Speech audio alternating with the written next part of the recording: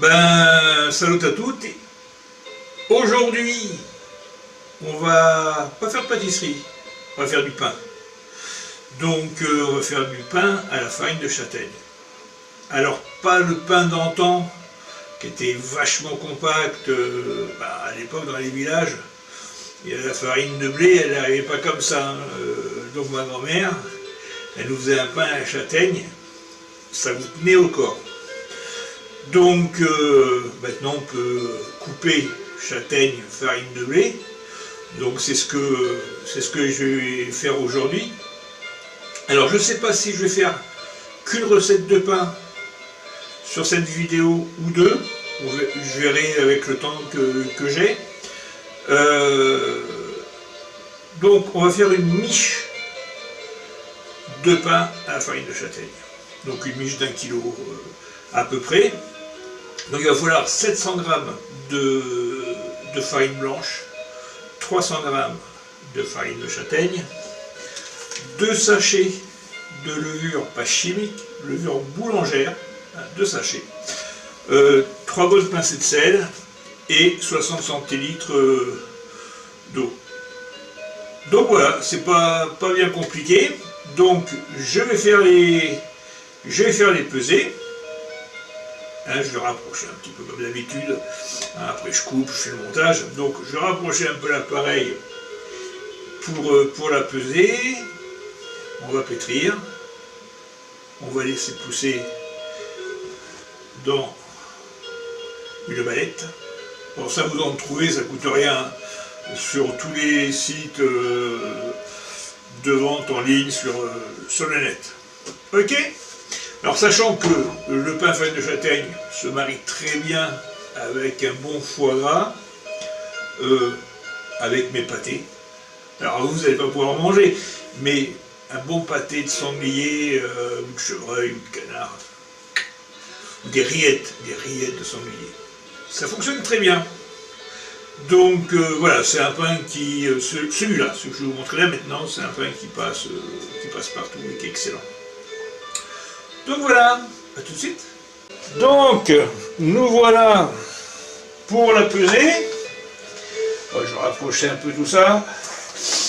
Donc, je vous rappelle qu'il vous faut 700 g de farine blanche. Donc là, on peut y aller. Alors c'est pareil, le pétrissage. Ceux qui sont courageux peuvent le faire à la main, et puis les autres le font comme moi, au robot. Ah, il faut ouvrir un sac pour 50 g. Voilà. Hop. Et on arrive.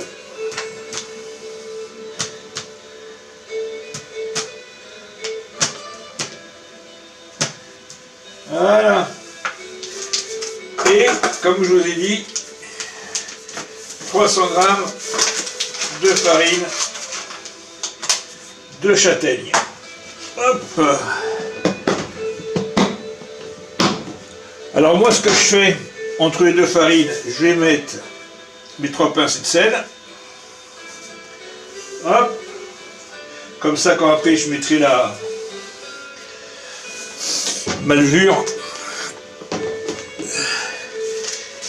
parce qu'il ne faut jamais mettre la levure sur le sel. Allez, et 300 g de farine de châtaigne.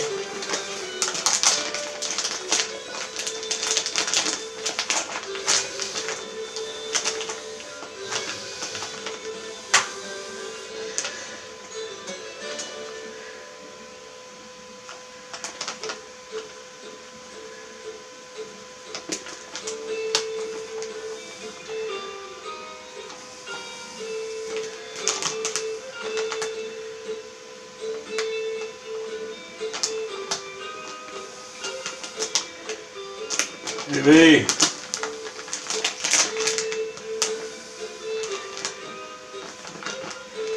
Quand ça veut, hein. Voilà.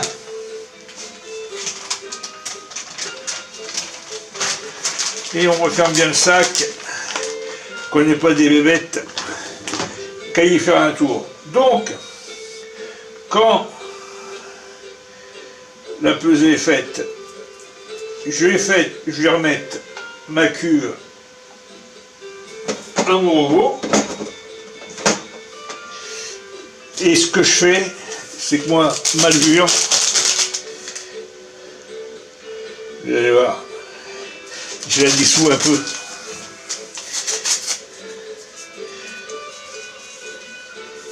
Hop.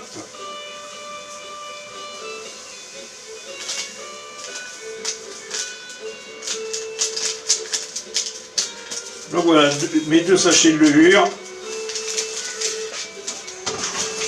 Voilà. Donc, je vais pétrir. Donc je pars tout redéplacer. Et on se retrouve après le pétrissage. Ok? À tout de suite.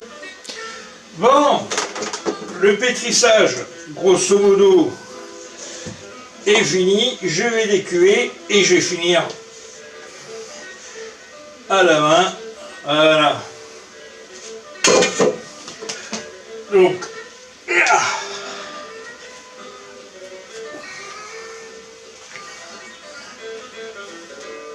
voilà.